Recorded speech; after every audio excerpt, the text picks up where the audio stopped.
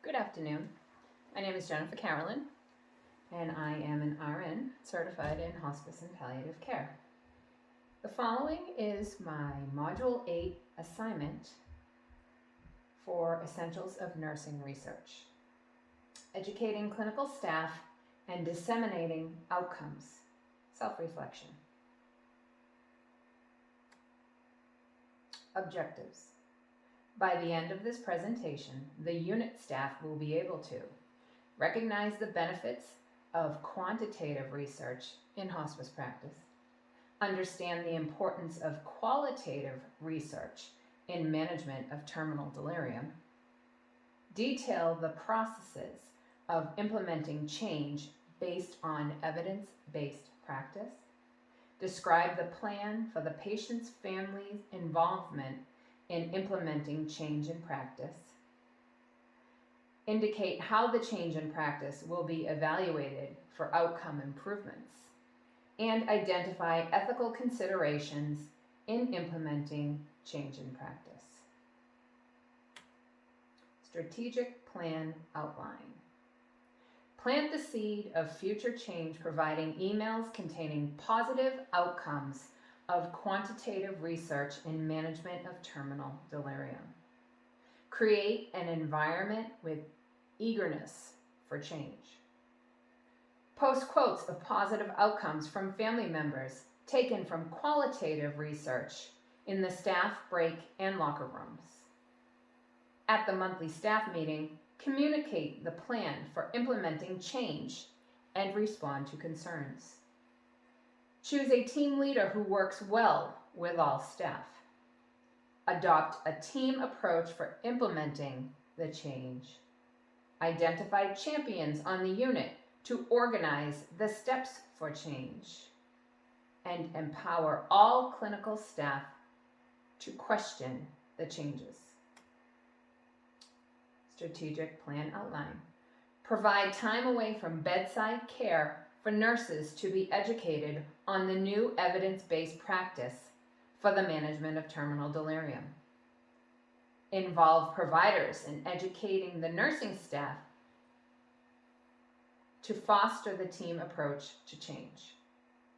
Provide one-on-one education to those who are showing signs of resistance to the change. Provide feedback and positive reinforcement of the progress being made in all stages of the change. Show gratitude to the clinical staff, patients, and family members for their involvement in the implementation of the change. Evaluate the positive outcomes according to the staff's assessment of the change. Evaluate the positive outcomes of the patient-family experience with the changes made to the management of terminal delirium. Operationalizing the practice change. Initiate a pilot project of the new change in practice. Educate nursing staff on changes in the neuroleptics in the management of delirium. Provide quantitative results from research into changes in medication for the management of terminal delirium. Collaborate with the providers regarding the medication changes and their rationale for using the newer medications over former practice. Provide examples of proven measures from evidence-based practice. Initiate interactive education. Have new practice reminders available in the computers as resources for the nurses. Take note of things that went well and why. Keep track of challenges in the new practice implementation and work as a group to assess what went wrong. Operationalizing the practice change. Have the team leader available as a resource during initial implementation. Huddle with the team at the start and end of shifts to encourage and empower.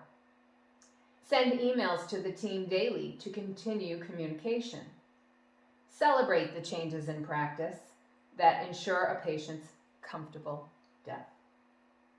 All patients end of life to receive change in practice interventions once the terminal delirium has been assessed. Assign 2 nurses during the first stage of implementation to each of the patients assessed to be experiencing signs and symptoms of terminal delirium. Encourage staff to note when interventions worked well and what changes would benefit other patients. Cotter and Cohen's theoretical model. Convey the urgency for change to current practice. Measure the behavioral beliefs of the staff. Celebrate short-term wins. Gauge the normative beliefs of the staff to the current practice. Empower the staff's motivation to comply with the expected changes. Estimate the perceived self-efficacy of the staff. Assess the intended behavior of the staff to implement the change in practice. Consider the actual self-efficacy of the staff and evaluate the behavior during the change. Overcoming barriers to implementation.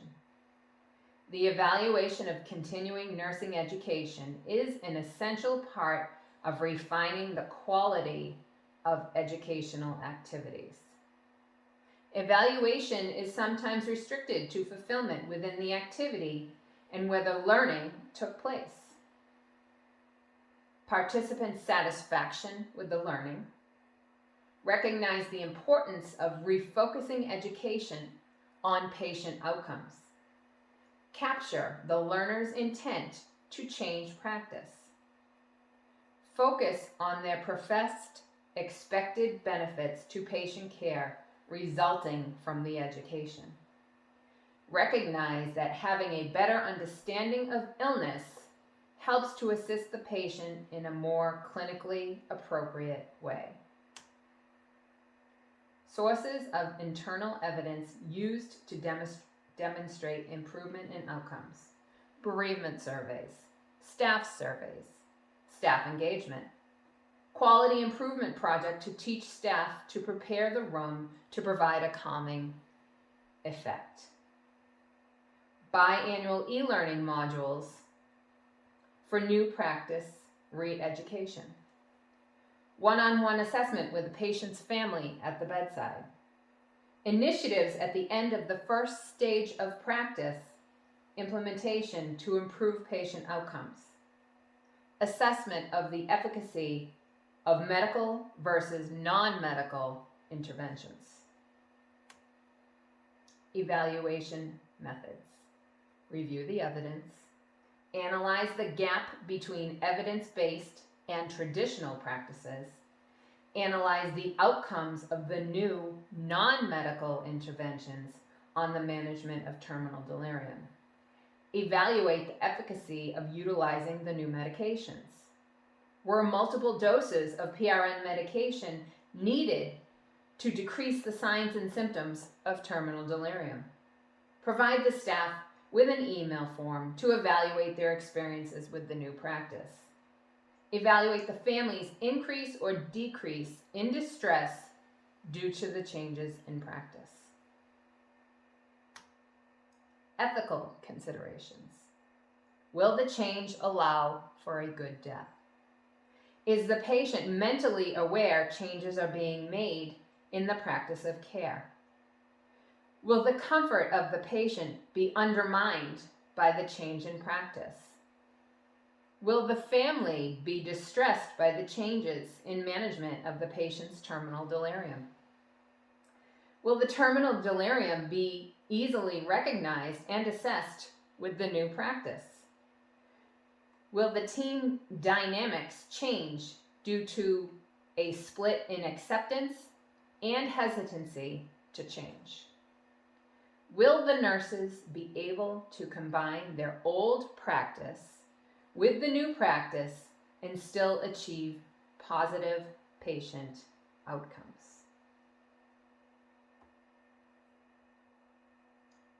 Thank you very much.